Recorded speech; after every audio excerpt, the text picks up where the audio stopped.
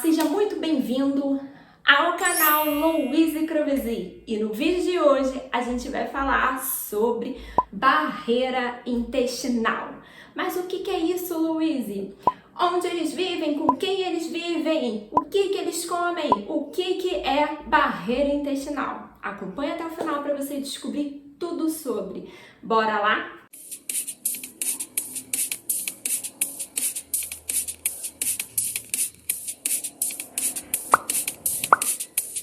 Bom, a gente sempre põe um protagonismo nas bactérias, né? São as mais estudadas, a gente já tem um certo entendimento de como funciona a coisa toda e a gente esquece de falar sobre alguns pontos muito importantes.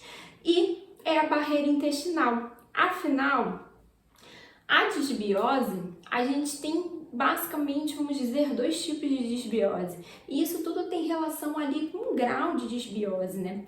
A disbiose em si é quando a gente tem uma mudança, uma alteração, ou no perfil dessa microbiota, nessa composição, ou na função que ela exerce, né? Isso é a disbiose de fato, mas a disbiose pode levar ao que a gente chama de leaky gut, que é quando a gente tem um aumento da permeabilidade da barreira intestinal, que é o assunto que a gente vai falar hoje. Então, disbiose, ela vai causar efeitos locais, mais intestinais. Quando a gente tem esse rompimento da barreira, a coisa fica mais sistêmica. Por isso que a barreira intestinal, ela também tem que ser o protagonista e tem que ser olhada e pensada quando o assunto é modulação intestinal. Vamos começar entendendo o que compõe a barreira intestinal. A barreira intestinal ela é composta por alguns componentes. A gente tem as células, os colonócitos ou enterócitos, vai depender de qual região do intestino a gente está, que vão estar então próximas umas das outras, formando uma verdadeira barreira, um verdadeiro muro. E quem segura essas células próximas umas das outras são as tight junctions, ou junções apertadas. Mas vamos de tight junction, que é mais chique, e vamos combinar, fica muito mais bonito, né? Bom, voltando, então a gente tem essas tight junctions que são basicamente três: claudina, ocludina e zonulina. Essas três, elas vão ser responsáveis por manter essas células próximas, juntas, coladas, amigas, proximíssimas, best friends. Quando a gente começa a ter o rompimento dessas tight junctions, a gente começa a ter um afrouxamento e aí a gente tem um distanciamento entre essas células, que é muito característico do aumento da permeabilidade da barreira intestinal. Então aqui a gente já identifica dois elementos importantes da barreira intestinal: as tight junctions e as células estarem próximas. Um outro elemento muito negligenciado e que vem sendo mais estudado, graças a Deus, é o muco. Então a gente tem a barreira ali intestinal e acima, antes das bactérias entrarem em contato com as células, a gente tem uma camada de muco, que tem vários papéis, como proteger essas células do atrito com o bolo alimentar e o bolo fecal que vai passando ali pelo trato gastrointestinal. Então a gente tem muco ali no estômago, a gente tem muco no intestino delgado, no intestino grosso, ao longo desse trato gastrointestinal com o intuito de proteção.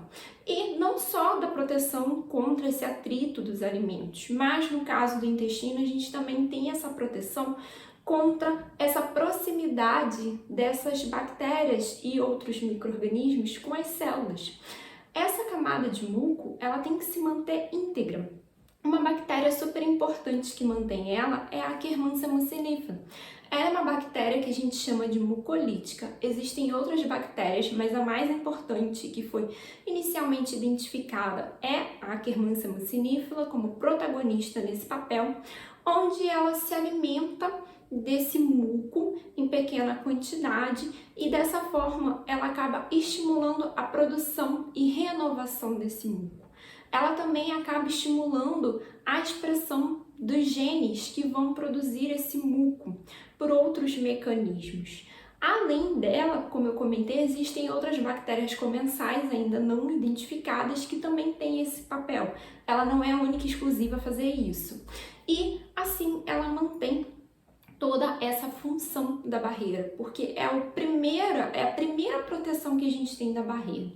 Já com as tag junctions, a junção das células que formam essa segunda barreira, tem muito a ver com o papel dos ácidos graxos de cadeia curta produzido por algumas bactérias, especialmente o butirato, que é produzido ali pela Eubacterium, pela Faecalibacterium prausnitzii e pela Roseburia. Eles vão ser utilizados especialmente pelas células intestinais. Então, quando a gente fala dos ácidos graxos de cadeia curta, dos três que a gente tem, acetato, butirato e propianato, o butirato ele é o mais utilizado por essas células e vai chegar em pouquíssima quantidade para os outros órgãos utilizarem, enquanto os outros dois vão ser utilizados pelos demais órgãos do nosso corpo e vai ter ali papéis importantes também que a gente não vai focar. Então, o butirato ele vai servir de fonte de energia para essas células e ele tem esse papel de manter a renovação dessas células, porque a gente sabe que no processo digestório a gente tem perda celular e essas células precisam ser repostas para a gente não perder essas funções. Elas vão manter essas células saudáveis, evitando ali que ocorram erros na hora de produzir novas células, que podem ocorrer esses erros e a gente gerar células cancerígenas, tumorais, né? Então, ele também tem esse papel de prevenção e ele ajuda a manter essa barreira intacta, por manter essas células saudáveis. Então, dessa forma, a gente tem uma barreira funcionando integramente. Para a gente manter essa barreira, a gente precisa de algumas bactérias importantes. Então, é uma via de mão dupla. A microbiota ela é super importante, mas ela precisa ajudar essa barreira a funcionar de forma adequada, para que a gente possa impedir que ocorra esse aumento da permeabilidade, que tem ali uma conexão com o desenvolvimento das várias doenças que têm relação com o intestino, além daquelas doenças intestinais que também têm relação com a microbiota. Então, por isso que é importante a gente manter a microbiota equilibrada, estimular essas bactérias a se manterem na quantidade ideal para que essa barreira se mantenha.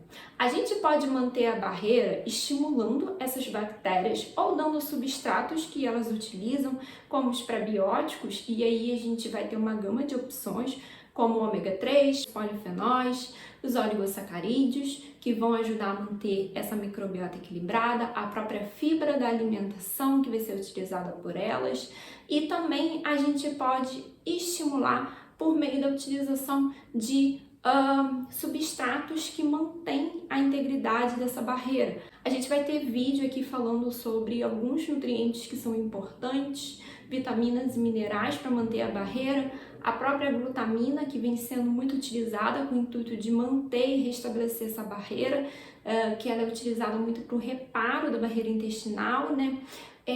E a gente pode também utilizar esses recursos. Então, entender quais os componentes estão envolvidos na alteração que tem do intestino e se a gente tem o leaky gut já instalado, é importante para nos ajudar na conduta a ser feita.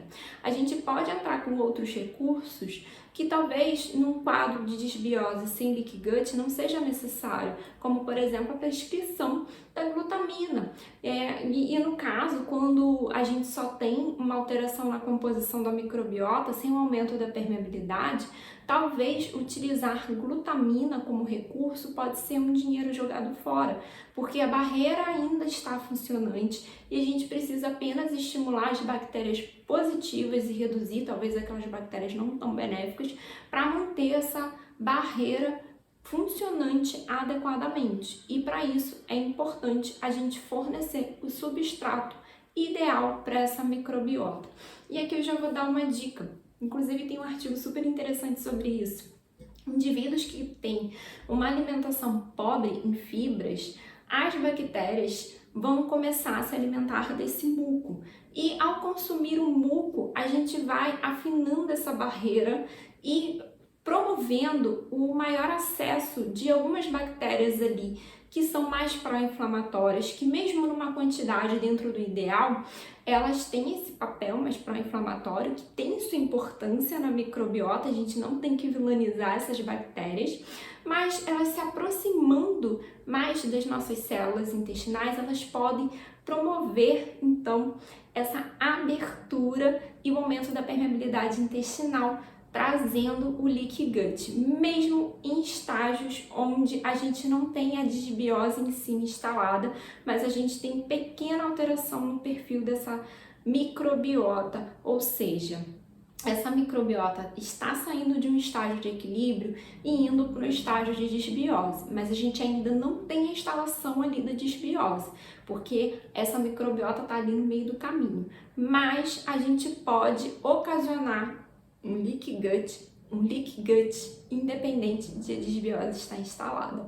Então, esse vídeo é para trazer essa informação para vocês de que a barreira é um elemento importante e que o uso do suplemento glutamina é interessante quando a gente tem leaky gut, mas não é tão interessante quando a gente não tem esse leaky gut e tem alteração apenas no perfil da microbiota.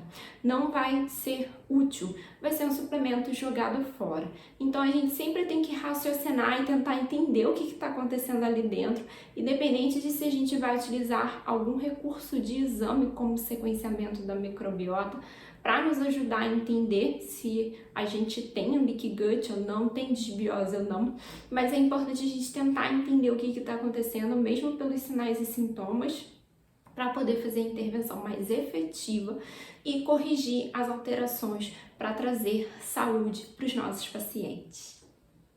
Bom, eu espero que vocês tenham gostado desse vídeo. Se você gostou, deixa o seu like para eu saber que você gosta desse tipo de conteúdo. Deixa suas dúvidas e também pode colocar a sugestão de vídeo aqui nos comentários para eu trazer vídeos com os temas que vocês gostariam de ver por aqui. Afinal, esse canal é seu, né, meu bem? E você tem que usar desse poder para dizer o que você quer ver por aqui. A gente se vê no próximo vídeo. Um grande beijo, tchau!